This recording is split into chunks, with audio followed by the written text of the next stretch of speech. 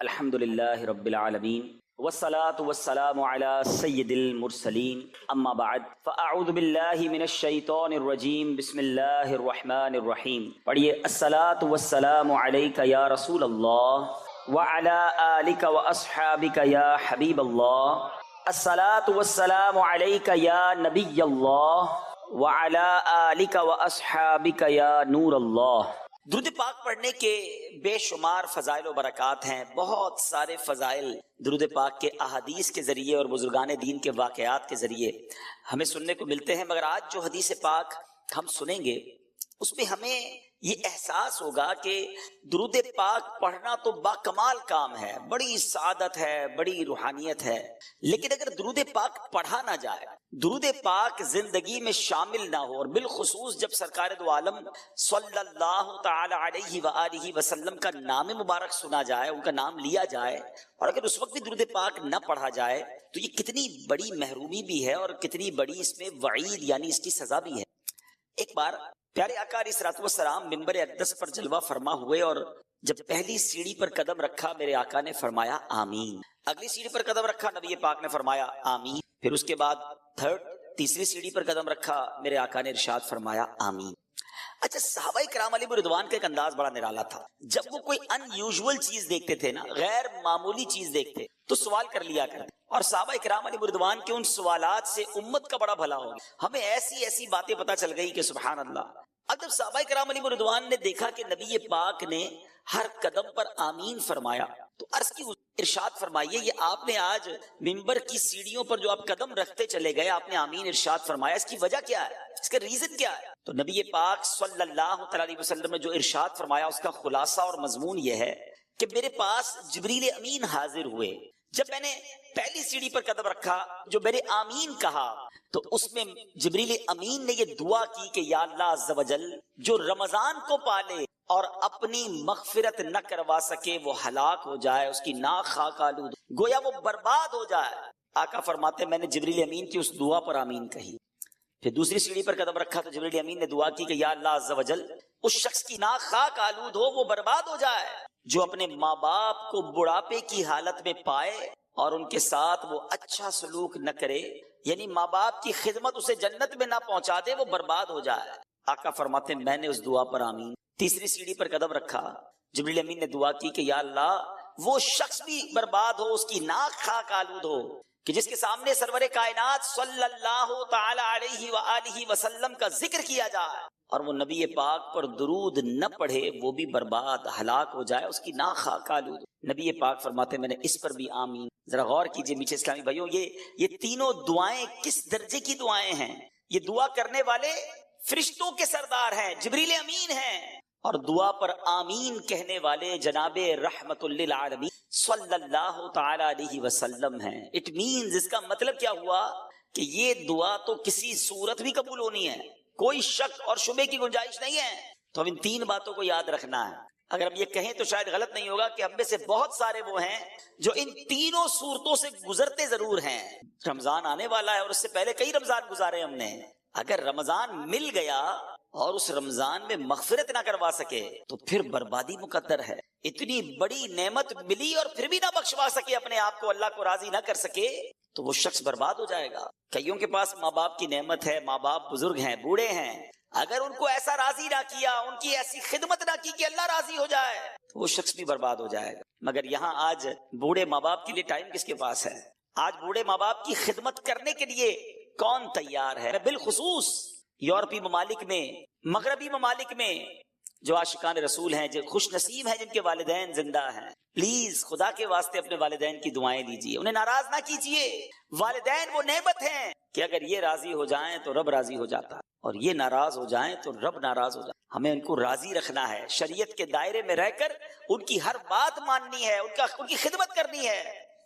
اور جو تیسری بات کہ درود پاک کتنا امپورٹنٹ ہے، کتنا ضروری ہے اپنی زندگی میں شامل کرنا، اور خاص طور پر جب پیارے آقا علیہ الصلوۃ والسلام کا نام مبارک ہمارے سامنے لیا جائے اس وقت درود پڑھنا یہ کتنا لازم ہے کہ جو نہیں پڑھتا تو فرمایا اس کی ناک خاک آلود ہو، وہ برباد ہو جائے. یہاں علماء نے ایک بڑا پیارا پروسیجر، بڑا پیارا ایک ہمیں طریقہ بتایا کہ اگر پورے دن میں ہم محفلوں میں جاتے ہیں، اجتماع میں آتے ہیں، اپنی گفتگو کے دوران بھی نبی پاک صلی اللہ تعالی علیہ وآلہ وسلم کا نام ہم لیتے ہیں، تو اگر پورے دن میں کہیں درود پڑھنا رہ گیا ہے تو بندہ اپنی پورے دن کی روٹین میں ایک پرٹیکولر تعداد، ایک مقررہ درود پاک کی تعداد مقرر کر لے کہ مثال کے طور پہ میں 100 بار 200 بار، اللہ نصیب کرے تو 313 بار یا اس سے زیادہ بار درود پاک پڑھوں گا، تو علماء کہتے ہیں کہ وہ جو درود پاک دن میں ایک بار وہ پڑھ لے گا نا، پورے دن میں جہاں جہاں درود پاک پڑھنا تھا نہیں پڑھ سکا تو یہ اس کا آلٹرنیٹ، اس کا قائم مقام ہو جائے گا۔ تو انشاءاللہ میں بھی نیت کروں اور آپ بھی نیت کر لیں۔ ہمارا ایک نیک عمل بھی تو ہے نا، ہمارے اصلاح اعمال جو 72 ہیں نیک اعمال، اس میں ایک عمل کیا ہے کہ روزانہ کم از کم 313 بار درود پاک پڑھنا ہے۔ تو میں بھی نیت کروں، آپ بھی کریں کہ اب تو ماہ رمضان آنے والا ہے کہ انشاءاللہ روزانہ کثرت کے ساتھ درود پاک پڑھیں گے۔ آئیے ایک بار محبت کے ساتھ بآواز بلند درود پاک پڑھ لیں۔ صلو علی الحبیب صلی اللہ تعالی علی محمد صلی اللہ علیہ وسلم۔ کعبے کے بدر الدجا تم پہ کروڑوں درود، طیبہ کے شمس الضحا تم پہ کروڑوں درود، تم سے جہاں کا نظام تم پہ کروڑوں سلام، تم پہ کروڑوں ثنا، تم پہ کروڑوں درود۔ میرے بیچ اسلامی بھائیوں، ماہ رمضان یہ رب کا احسان ہے، یہ ایک ایسی عظیم نعمت ہے کہ جس کے بارے میں شاید بہت سارے لوگ اویئر نہیں ہیں، جانتے نہیں۔ اس کے روزے، اس کی تراویح، اس کی عبادت یہ کتنے بڑے ثواب کو لاتی ہے، کتنی بڑی برکتیں لاتی ہے۔ ایک واقعہ آپ کو سناتا ہوں۔ حضرت سفیان ثوری رحمۃ اللہ تعالی علم فقہ اور علم حدیث کے بہت بڑے امام ہیں، 99 صدی ہجری میں پیدا ہوئے، بڑے متقی، پرہیزگار، عبادت گزار اور اپنے زمانے کے امام المسلمین تھے۔ ایک مرتبہ حضرت سفیان ثوری رحمۃ اللہ تعالی کو 3 سال مکہ مکرمہ میں قیام کی سعادت نصیب ہوئی۔ فرماتے ہیں مکہ مکرمہ میں ایک شخص تھا، وہ روزانہ دوپہر کے وقت حرم شریف میں آتا، طواف کعبہ کرتا، 2 رکعت واجب الطواف ادا کرتا، پھر مجھے سلام کرتا اور اپنے گھر چلا جاتا۔ اس کا روزانہ کا یہ معمول تھا کہ وہ آتا، طواف کرتا، نفل پڑھتا، مجھے سلام کرتا، چلا جاتا۔ مجھے اس نیک بندے سے بڑی محبت ہو گئی۔ ایک بار یوں ہوا کہ وہ سخت بیمار ہو گیا۔ حضرت سفیان ثوری کہتے ہیں میں اس کی عیادت کے لیے گیا، تیمارداری کے لیے گیا، اس کی حالت نازک تھی۔ اس نے مجھے وصیت کی کہ جب میں فوت ہو جاؤں تو آپ مجھے اپنے ہاتھوں سے غسل دیجئے گا، میری نماز جنازہ ادا کیجئے گا اور مجھے تنہا مت چھوڑیے گا، ساری رات میری قبر کے پاس تشریف فرما رہیے گا اور منکر نکیر کی آمد کے وقت مجھے تلقین فرمائیے۔ بڑی کمال کی یہ وصیت تھی، اور چونکہ آپ کو اس شخص سے بڑا پیار ہو گیا تھا، دل میں جگہ بن گئی تھی، تو آپ نے اس کی بات جو ہے وہ ایکسپٹ کر لی کہ ٹھیک ہے میں اس وصیت پر عمل کروں گا۔ اب آئیے لگے ہاتھوں یہ بھی سن لیں کہ تلقین کیا ہوتی ہے۔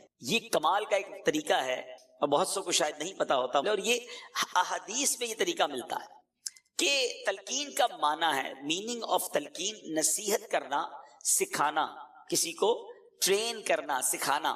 جب میت کو قبر میں اتارا جاتا ہے، مٹی ڈال دی جاتی ہے، اس وقت کوئی شخص قبر کے سرہانے کھڑے ہو کر میت اور اس کی ماں کا نام لے کر پکارتا ہے، یعنی یا فلاں بن فلانا، ٹھیک ہے نا۔ مثال کے طور پہ کسی کا نام اگر اختر ہے اور والدہ کا نام آمنہ ہے تو یا اختر بن آمنہ پکارے گا۔ مردہ اس کی آواز تو سنتا ہے مگر جواب نہیں دے گا۔ اس کے بعد تلقین کرنے والا دوبارہ پکارے گا، یا اختر بن آمنہ، جو بھی نام ہوگا اس کا۔ اس بار مردہ اس کی آواز سن کر سیدھا بیٹھ جاتا ہے۔ تلقین کرنے والا تیسری بار یوں پکارے گا، یا فلاں بن فلانا۔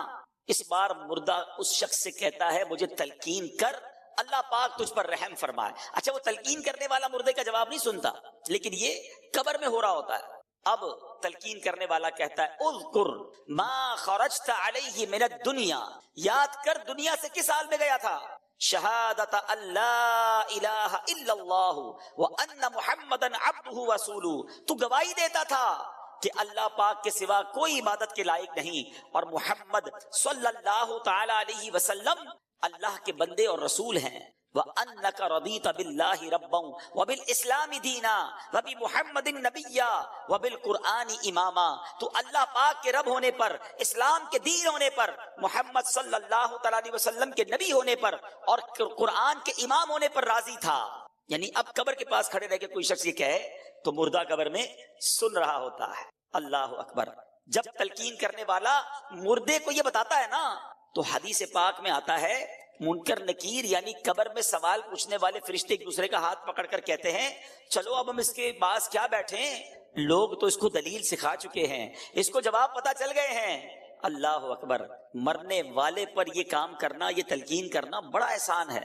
اگر تھوڑا سا وقت نکال کر تلقین کرنے سے مرنے والا سوالات قبر سے بچ جاتا ہے تو تلقین کرنے میں ہرگز سستی نہیں کرنی چاہیے۔ یاد رہے کہ یہ تلقین جو ہے عربی زبان میں ہی ہوگی، تو یہ یاد کر لیں، اللہ کرے کہ ہمارے بچے بھی یاد کر لیں، تو ہمارے انتقال ہونے کے بعد قبر میں جائیں تو کوئی سرہانے کھڑے ہو کر اگر یہ تلقین کر دیتا ہے اور مردے کا بھلا ہو جاتا ہے تو سبحان اللہ، یہ تو بہت بڑا احسان ہے اس پر۔ اچھا، یہ یاد رہے کہ ایک تو تلقین عربی میں ہوگی اور مرنے والے کے ساتھ اس کی ماں کا نام لینا ہے۔ اگر والدہ کا نام نہیں پتا تو تمام انسانوں کی والدہ حضرت حوا رضی اللہ تعالی عنہا کا نام لینا ہے۔ اب حضرت سفیان ثوری فرماتے ہیں کہ اس نیک شخص نے مجھے جیسے وصیت کی تھی میں نے ایسے ہی کیا، اس کا انتقال ہوا، میں نے غسل دیا، میں نے نماز جنازہ ادا کی، قبر میں اتارا۔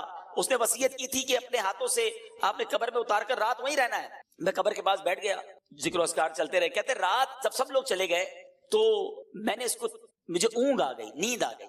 حالت نیند میں مجھے غیبی آواز آئی، کوئی کہہ رہا تھا، اے سفیان، اس کو تیری تلقین اور قربت کی کوئی حاجت نہیں ہے، ہم نے خود ہی سے انس دے دیا ہے، خود ہی سبحان اللہ اللہ کی طرف سے اس پر برکتیں نازل ہو گئی ہیں اور تلقین بھی کی ہے۔ حضرت سفیان کہتے ہیں کہ اس کو کس عمل سے یہ رتبہ ملا، اتنا بڑا مقام اسے کیسے ملا؟ تو آواز آئی رمضان المبارک اور اس کے بعد شوال المکرم کے 6 روزے رکھنے سے۔ حضرت سفیان ثوری فرماتے ہیں اس ایک رات میں 3 مرتبہ میں نے یہ خواب دیکھا، میں رحمت مغفرت دوزخ سے آزادی کا سائل، میں رحمت مغفرت دوزخ سے آزادی کا سائل ہوں، ماہ رمضان کے صدقے میں فرما دے کرم مولا، براعت دے عذاب قبر سے، نارے جہنم سے، ماہ شعبان کے صدقے میں کر فضل و کرم مولا، نہیں درکار وہ خوشیاں جو غفلت کا بنے سامان، عطا کر اپنی الفت اپنے پیارے کا تو غم مولا۔ اے میرے میٹھے اسلامی بھائیوں، آپ سب کو مبارک ہو کہ اللہ پاک کے کرم سے، اس کے فضل اور احسان سے ایک بار پھر رمضان مبارک تشریف لا رہا ہے۔ ابھی چند دن بعد ایک شام آئے گی جب نگاہیں آسمان کی طرف لگی ہوئی ہوں گی، چاند دیکھنے کی کوشش کی جا رہی ہوگی، ایک طرف سے آواز آئے گی، دیکھو وہ رمضان کا چاند نظر آ گیا۔ اس کے ساتھ ہی مساجد سے یہ اعلان ہونے لگیں گے، سب عاشقان رسول کو مبارک ہو، عظمتوں، رفعتوں، برکتوں، مغفرتوں والے مہینے رمضان المبارک کا چاند نظر آ گیا۔ انشاءاللہ اللہ نے چاہا جلد یہ اعلان سنیں گے انشاءاللہ۔ مرحبا صد مرحبا، پھر آمد رمضان ہے، کھل اٹھے مرجھائے دل، تازہ ہوا ایمان ہے، یا خدا ہم عاصیوں پر یہ ایک بڑا احسان ہے، زندگی میں پھر عطا ہم کو کیا رمضان ہے۔ اے میرے میٹھے اور محترم اسلامی بھائیوں، رمضان کی عظمت سمجھیے، رمضان کا مقام سمجھیے، یہ مہینہ رب کریم کی بارگاہ میں کس قدر بڑا مرتبہ رکھتا ہے۔ ہمیں شاید بہت سارے ناظرین کو یہ تو پتا ہے، قرآن کی آیت بھی سنی ہوگی، شہر رمضان الذی انزل فیہ القرآن، رمضان کا مہینہ جس میں قرآن اترا۔ مگر شاید بہت سارے ناظرین کو یہ نہیں پتا کہ اللہ کریم نے جو 4 بڑی آسمانی کتابیں اس دنیا میں نازل فرمائیں، تورات، زبور، انجیل اور قرآن، سبحان اللہ، میرے آقا علیہ الصلوۃ والسلام فرماتے ہیں کہ حضرت ابراہیم کے صحیفے رمضان کی پہلی رات نازل ہوئے، تورات شریف رمضان کی 7ویں رات نازل ہوئی، انجیل شریف رمضان مبارک کی 14ویں رات نازل ہوئی، اور ابن ابی شیبہ کی روایت میں ہے کہ زبور شریف رمضان المبارک کی 6 تاریخ کو نازل ہوئی، سبحان اللہ، اور شب قدر کو سبحان اللہ رب قرآن مجید جو ہے اس کو نازل کیا گیا۔ تو اے میرے میٹھے اسلامی بھائیوں، آپ ذرا غور کیجئے کہ 4 بڑی آسمانی کتابیں جو ہیں وہ اللہ کریم نے پورے سال میں جو مہینہ پسند فرمایا وہ رمضان کا مہینہ ہے، اور قرآن جو رب کا کلام، آخری کلام، سرچشمہ ہدایت جو ہے وہ میرے آقا علیہ الصلوۃ والسلام کے قلب منور پر 23 سال کے عرصے میں درجہ بدرجہ اور یوں سمجھیے کہ وقفے وقفے سے وہ جبریل امین لاتے رہے، وہ نازل ہوا۔ تو اے میرے میٹھے اسلامی بھائیوں، ذرا غور کیجئے اس مہینے کا مقام کیسا ہے، یہ کتنی بڑی اللہ کی مہربانی ہے کہ رب کریم، بس ہم اللہ سے دعا کرتے ہیں کہ یا اللہ یہ چند دن بھی خیر سے نکل جائیں، ہمیں خیر کے ساتھ، عافیت کے ساتھ ماہ رمضان عطا بھی فرما، اور اس مہینے میں خوب روزے رکھنا، تراویح پڑھنا اور عبادتیں کرنا نصیب فرما۔ میرے بیٹھے اسلامی بھائیوں، سرکار غوث اعظم پیران پیر شیخ عبد القادر جیلانی رضی اللہ تعالیٰ عنہ کیا خوب فرماتے ہیں۔ رمضان میں کتنے حروف ہیں؟ را، میم، ضاد، الف اور نون۔ غوث پاک کتنی پیاری تفصیل بیان کرتے ہیں کہ را سے مراد رضوان اللہ یعنی رضائے الہی ہے، میم سے مراد محابات اللہ عن العصات یعنی اللہ پاک کی گناہ گاروں پر رحمت اور مہربانی فرمانا ہے۔ لفظ رمضان میں جو تیسرا حروف ضاد ہے اس سے مراد ضمان اللہ یعنی اللہ پاک کی امان ہے۔ چوتھا لفظ الف ہے، اس سے مراد الفت اللہ محبت الہی ہے۔ آخری لفظ نون، اس سے مراد نور اللہ۔ سبحان اللہ، اس سے پتا چلا کہ رمضان مبارک اللہ پاک کی رضا ملنے کا مہینہ ہے، گناہ گاروں پر رحمتیں برسانے کا مہینہ ہے، اللہ کی طرف سے امان ملنے کا مہینہ ہے، اللہ پاک کی محبت نصیب ہونے کا مہینہ ہے، اور سنو رمضان نور الہی ملنے کا مہینہ ہے۔ اتنی برکتیں، سبحان اللہ۔ اے میرے بیچ اسلامی بھائیوں، حضور غوث پاک مزید کیا فرماتے ہیں؟ فرماتے رمضان کی مثال سینے میں دل جیسی ہے۔ ذرا غور کیجئے کہ پورے جسم کی موسٹ امپورٹنٹ تھنگ جو ہے وہ دل ہے۔ فرمایا رمضان کی مثال سینے میں دل جیسی ہے، دل کو نور ایمان اور نور معرفت سے زینت و خوبصورتی ملتی ہے۔ اسی طرح رمضان مبارک کو تلاوت قرآن کے نور سے آراستہ اور مزین کیا جاتا ہے۔ کیا پیاری بات فرماتے ہیں کہ رمضان کی مثال انسانوں میں انبیاء جیسی ہے، جیسے لوگوں میں نبیوں کا مرتبہ ہے نا۔ فرمایا عام مہینوں میں رمضان کی مثال جس طرح انسانوں میں انبیاء جیسی ہے۔ فرمایا کیونکہ انبیاء مجرموں کی شفاعت کرتے ہیں، رمضان بھی روزہ داروں کی شفاعت فرمائے گا۔ اچھا آگے فرماتے ہیں رمضان کی مثال شہروں میں، پوری دنیا میں کتنے شہر ہیں مگر مکہ مدینے کی بات ہی نرالی ہے نا۔ غوث پاک کہتے ہیں رمضان کی مثال شہروں میں مکہ اور مدینہ جیسی ہے کہ ان شہروں میں دجال داخل نہیں ہو سکے گا، اور رمضان مبارک میں سرکش شیطانوں کو زنجیریں ڈال کر قید کر دیا جاتا ہے۔ فرمایا ان تمام برکتوں اور فضیلتوں کے ہوتے ہوئے بھی جو شخص رمضان المبارک میں اپنی بخشش نہ کروا سکے تو اور کس مہینے میں بخشا جائے گا؟ پھر کون سا وقت آئے گا جب بخشش ہوگی؟ ہر مسلمان کو چاہیے اس ماہ مقدس میں خوب توبہ کرے، اس سے پہلے کہ توبہ کا دروازہ بند کر دیا جائے۔ ہر مسلمان کو چاہیے کہ اس ماہ مبارک میں کثرت کے ساتھ گریہ و زاری کرے، اس سے پہلے کہ رحمت کا وقت گزر جائے۔ بھائیوں بہنوں، گناہوں سے سبھی توبہ کرو، خلد کے در کھل گئے، داخلہ آسان ہے، آ گیا رمضان، عبادت پر کمر اب باندھ لو، فیض لے لو جلد، یہ دن 30 کا مہمان ہے۔ یہ موقع آ رہا ہے، یہ وقت آ رہا ہے اللہ کو راضی کرنے کا، یہ وقت ہمیں مل رہا ہے رحمتیں لوٹنے کا۔ اے میرے بیچ اسلامی بھائیوں، آئیے کچھ احادیث کے مطابق مزید ماہ رمضان کے فضائل سنتے ہیں۔ دیکھیں رمضان کی پہلی رات، بہت امید ہے کہ چند دنوں میں انشاءاللہ وہ پہلی رات آ جائے گی۔ وہ پہلی رات بھی بڑی اہمیت والی ہے۔ اس پہلی رات جب آتی ہے آسمانوں کے دروازے کھول دیے جاتے ہیں اور آخری رات تک بند نہیں ہوتے۔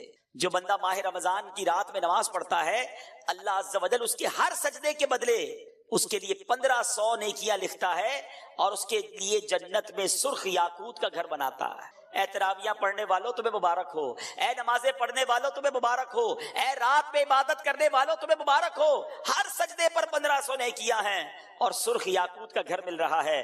جو ماہ رمضان کا پہلا روزہ رکھتا ہے، ابھی تو اسٹارٹ ہوتے ہی دیکھو ہیں پہلے دن اور پہلی رات سے ہی برکتوں کا کیسا حال ہے۔ فرمایا جو پہلا روزہ رکھتا ہے اس کے پچھلے گناہ معاف کر دیے جاتے ہیں۔ صبح سے شام تک 70,000 فرشتے اس کے لیے دعائیں مغفرت کرتے رہتے ہیں۔ رات اور دن میں جو بندہ جب بھی سجدہ کرتا ہے اس کے ہر سجدے کے بدلے اسے جنت میں ایک ایسا درخت عطا کیا جاتا ہے کہ اس کے سائے میں گھوڑ سوار جو ہے وہ 500 سال تک چلتا رہے۔ اتنا بڑا درخت جنت میں دیا جائے گا۔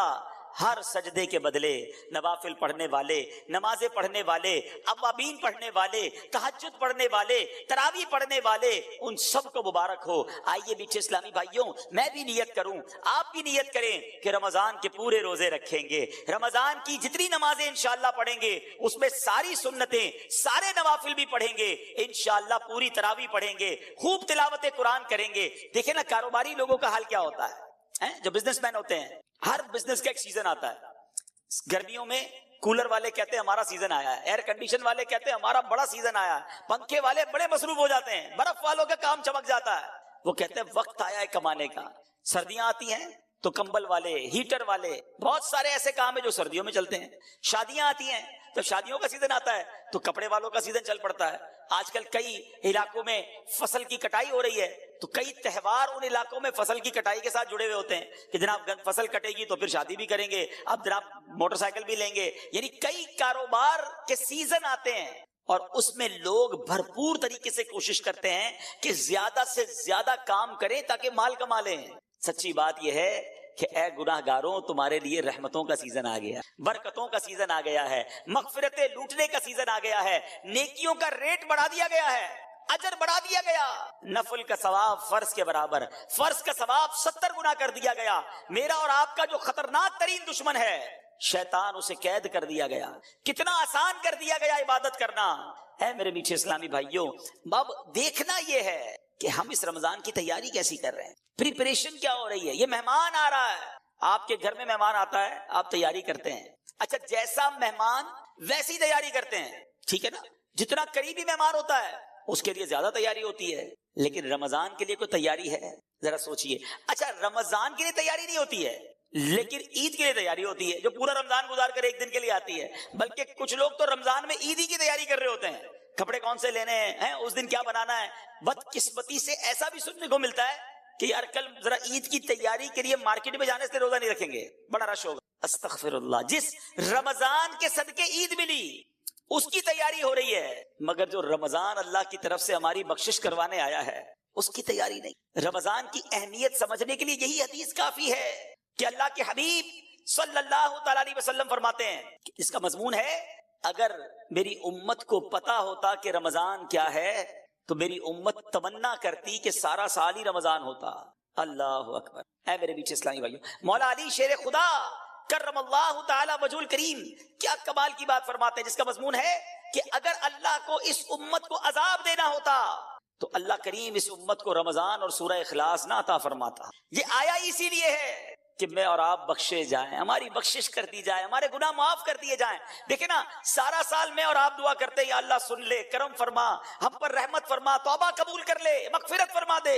یہ ایک بندے کی رب کی بارگاہ میں التجا ہوتی ہے نا، مگر رمضان میں معاملہ کیا ہوتا ہے کہ رمضان کی راتوں میں آسمان دنیا سے ندا دی جاتی ہے، رحمت کی صدا ہوتی ہے کوئی مانگنے والا کہ اس کی مغفرت کر دی جائے، ہے کوئی توبہ کرنے والا اس کی توبہ قبول کی جائے، ہے کوئی سوالی کہ اس کا سوال پورا کیا جائے۔ ادھر سے صدائیں لگائی جا رہی ہیں، پہلا عشرہ عشرہ رحمت، دوسرا عشرہ عشرہ مغفرت، تیسرا عشرہ جہنم سے آزادی کا عشرہ ہے۔ میرے بیٹے اسلامی بھائیوں ذرا غور کیجئے کہ رمضان میں مغفرتیں کتنی ہوتی ہیں۔ احادیث میں مضمون ملتا ہے کہ روزانہ افطار کے وقت 10 لاکھ گناہ گاروں کو جہنم سے آزاد کر دیا جاتا ہے، ڈیلی روزانہ۔ فرمایا کہ جب رمضان میں جمعے کا دن آتا ہے، جمعرات کی رات اور جمعے کے دن ہر لمحے 10 لاکھ بخشے جا رہے ہیں۔ اور پھر فرمایا جب رمضان کی آخری رات آتی ہے نا تو جتنے پورے مہینے میں بخشے تھے اس کی تعداد کے مطابق اتنے گناہگار اور جہنم سے آزاد کر دیے جاتے ہیں۔ ہمارے کیلکولیٹر جواب دے جائیں گے، اتنے لوگ بخشے جاتے ہیں، اس میں بھی چند بد نصیب ہوتے ہیں جو نہیں بخشے جاتے۔ اور اس کے بارے میں آپ نے سن لیا شروع میں کہ جو رمضان کو پائے اور اپنی مغفرت نہ کروا سکے وہ ہلاک و برباد ہو جائے۔ اے میرے بیچ اسلامی بھائیوں، ہمیں پلاننگ کرنی ہے، ہمیں تیاری کرنی ہے کہ رمضان گزارنا کیسے ہے۔ آج گھر میں دعوت ہو تو کتنی بار گھر میں مشورہ ہوتا ہے، بڑی دعوت تو زیادہ مشورے کہ پہلے کیا کھلائیں گے، مہمانوں کو پہلے کیا پیش کریں گے، بعد میں کیا دیں گے، میٹھا کیا ہوگا، بٹھائیں گے کدھر، لسٹ کیا ہوگی۔ اور رمضان آ رہا ہے، اتنا بڑا مہینہ آ رہا ہے، اتنا بڑا ہمارے لیے مغفرت کروانے کے لیے رب کا احسان آ رہا ہے، اس کی کوئی تیاری، کوئی پلاننگ، کوئی مشورہ کہ کتنی بار تلاوت کروں گا، کتنے قرآن ختم کرنے ہیں، میں نے کتنے نوافل پڑھنے ہیں، میں نے کہاں کہاں اپنا وقت گزارنا ہے۔ الحمدللہ مدنی چینل پر جس طرح نشریات آ رہی ہیں، کون سے وقت کون سا میں نے پروگرام دیکھنا ہے، مدنی مذاکرے کے وقت کس طرح میں نے وقت نکالنا ہے، ارے ابھی سے پلاننگ کرو۔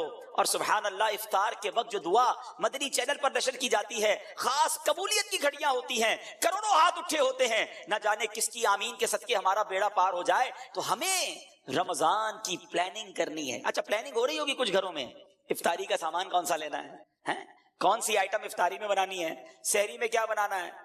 کچھ کاروباری لوگ اپنا پلان بنا رہے ہوں گے کہ اسٹور میں کون سا مال بھر لیں تاکہ جناب ریٹ بڑھ جائیں گے پھر رمضان میں بیچیں گے۔ میرے میٹھے اسلامی بھائیوں، رمضان کھانے پینے کا فیسٹیول نہیں ہے۔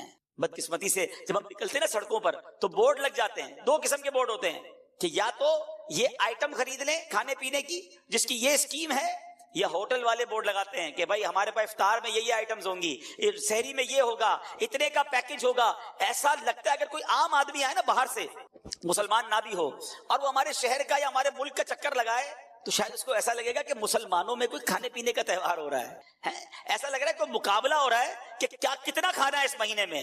شاید وہ یہ نہیں سمجھ سکے گا کہ یہ بھوکے رہنے کا، روزہ رکھنے کا مہینہ ہے۔ عام آدمی کو تو شاید یہ فیل ہوگا کہ یہ کوئی کھانے پینے کا فیسٹیول ہو رہا ہے۔ توبہ توبہ توبہ، ہم نے رمضان کو یوں سمجھیے ایک کھانے پینے کا تہوار اور ایک عجیب سا معاملہ بنا دیا ہے۔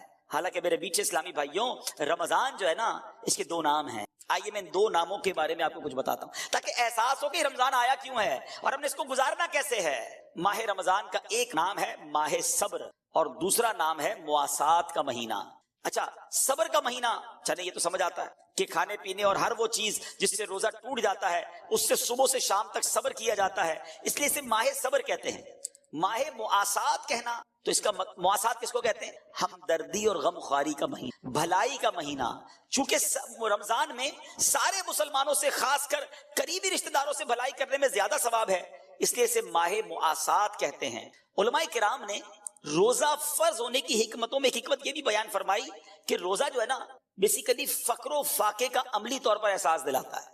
پریکٹیکلی پتا چلتا ہے کہ فقر کی زندگی کیسی ہے، فاقے کی زندگی کیسی ہے، یعنی غربت کیا ہے۔ کسی کے گھر میں روز فاقے چل رہے ہیں، یہ آپ کو اور مجھے کیسے پتا چلے گا کہ فاقے میں بندہ کیسا ہوتا ہے، غربت اور فقیری میں کیسا ہوتا ہے۔ اب جب بندہ روزہ رکھتا ہے اور بھوکا ہو، بھوک لگتی ہے، پیاس لگتی ہے اور روزانہ روزے رکھ رہا ہے، اب اسے احساس ہوتا ہے کہ میں تو کچھ افطار میں جا کے کھا لیتا ہوں، مگر غریب کئی ایسے ہیں جو ساری زندگی اسی طرح گزار رہے ہیں، فقیری میں گزار رہے ہیں، فقر و فاقے میں گزار رہے ہیں۔ اللہ اکبر، جب بندہ اس طرح خود بھوک کو دیکھتا ہے تو اب بھوکوں کی مدد کرنے کا جذبہ بڑھتا ہے، غریبوں کی خیر خواہی کا جذبہ بڑھتا ہے۔ یہ بیسیکلی روزے کی ایک حکمت علماء نے بیان کی۔ اعلیٰ حضرت امام اہل سنت کے والد محترم مولانا نقی علی خان رحمۃ اللہ تعالی کیا فرماتے ہیں کہ ایک شخص تھا، اسے صدقہ خیرات کا بڑا شوق تھا، خدائے خدا میں بہت خرچ کرتا، جو پیسے ہاتھ میں آتے خرچ کر دیتا۔ اس کے رشتہ داروں کو وہ بڑا برا لگتا تھا کہ یہ پیسے بچاتا ہی کوئی نہیں ہے، ہم جو پیسے آتے ہیں اللہ کی راہ میں بانٹ دیتا ہے۔ اس کو اس کے رشتہ داروں نے بند کر دیا، قید کر دیا، کھانا پینا بھی نہیں دیا، گویا اس کو قید کی اور بھوک کی سزا دی۔ کچھ دنوں بعد وہ بعد آیا، جب اس کو اس قید سے نکالا کہ اب شاید صحیح ہو گیا ہوگا، اب اتنا خرچہ نہیں کرے گا اللہ کی راہ میں، وہ جیسے ہی باہر آیا، باہر آتے اس نے اور صدقہ و خیرات کرنا شروع کر دیا۔ تو رشتہ داروں نے کہا تمہیں سمجھ نہیں آئی، قید سے سبق نہیں ملا؟ کہتا واقعی سبق ملا، پہلے تو پیسے بانٹتا تھا، بھوک نہیں دیکھی تھی، قید نہیں دیکھی تھی، تنگی نہیں دیکھی تھی، اب اندر بند ہوا تو پتا چلا بھوک کیا چیز ہے، غربت کیا چیز ہے، تو اب تو میں اللہ کی راہ میں مزید خرچ کروں۔ اچھا، اس سے ایک اور بات سیکھنے کو ملی کہ روزے کی حکمت یہ ہے کہ ہم بھوکے رہیں۔ اب ادھر تو حال یہ ہے کہ بندہ سحری میں اس لیے زیادہ کھاتا ہے کہ شام تک بھوکا رہنا ہے، شام کو اس لیے زیادہ کھاتا ہے کہ سارا دن بھوکا رہا تھا۔ اتنی ساری آئٹمیں کہ جو پورے سال میں نہیں کھائی تھی۔ کچھ لوگوں کا تو رمضان میں وزن بڑھ جاتا ہے، ارے اللہ کے بندو روزے رکھنے تھے، تراویح پڑھنی تھی، یہ تو یعنی اتنا کھایا۔ اچھا، پھر 10-15 رمضان کے بعد آپ چیک کر لیں، ہاسپٹل میں لائن لگی ہوتی ہے، کسی کو ڈائریا ہو رہا ہے، کسی کا پیٹ خراب ہو گیا ہے، کسی کا گلا خراب۔ اچھا، 4-5-6 رمضان کے بعد آپ کو تراویح کے اندر کھانسیوں کی آوازیں آنا شروع ہو جائیں گی۔ کیوں؟ روزانہ افطار میں سموسے کھانے ہیں، روزانہ تلی ہوئی 4 قسم کی آئٹمیں کھانی ہے، کچھ تو ہماری افطاری کی واجبات ہیں، یہ نہیں ہوگی تو لگتا ہے افطاری نہیں ہوگی۔